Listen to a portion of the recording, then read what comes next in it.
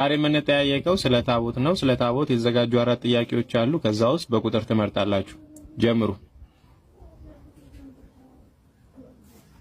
ጥያቄ ቁጥር 3 ጥያቄ ቁጥር 3 ታቦት በብሉይና በሐዲስ ኪዳን ያለውን ልዩነት አስረዳ።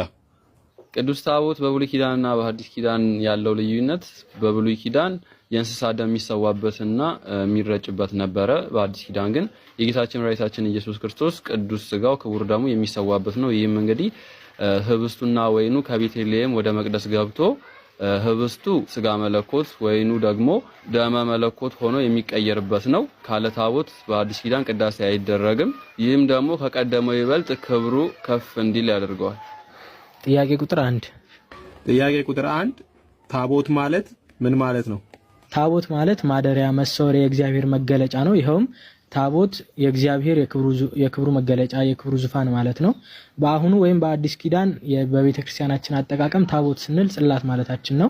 ታቦት ወጣ ስንል ግን የጽላቱ ማደሪያ ወጣ ማለታችን አይደለም። ስመ አምላክ የተጻፈበት አማናዊ የሆነ የኢየሱስ ክርስቶስ ቅዱስ ሥጋና ክቡር ደሙ የሚፈተትበት የጻሕሉና የጽዋው ማኖሪያ ጽላት ወጣ ማለታችን ነው።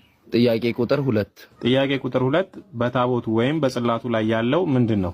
እንግዲህ ጽላቱ ላይ እግዚአብሔር አምላካችን አስቀድሞ ለሙሴ 10ቱ ቃላትን በእጁ ጽፎ የሰጠው ነበር። በአሁኑ ጊዜ ግን ጽላቱ ላይ አልፋ፣ ወኦ፣ ቤጣ፣ የውጣ የሚል የእግዚአብሔር ስሞች ተጽፎ ይገኝበታል። እንዲሁም ደግሞ ጉልበት ሁሉ ለኢየሱስ ክርስቶስ ስም ይስገድ የሚለው ቃል ተጽፎ እናገኝበታለን።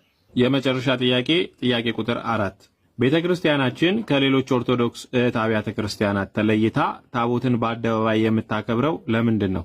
ሌሎች እህት የኦርቶዶክስ አብያተ ክርስቲያናት ማለትም የግብጽ፣ የሶሪያ፣ የአርመንና የህንድ ወገኖቻችን ወደ ክርስትና የመጡት በቀጥታ ከአሕዛባውያን አኗኗር ነው። ማንኛውንም የብሉይ ኪዳንን ሕግና ስርዓት ወይም የቤተ መቅደስ ስርዓት አያውቁም ነበር።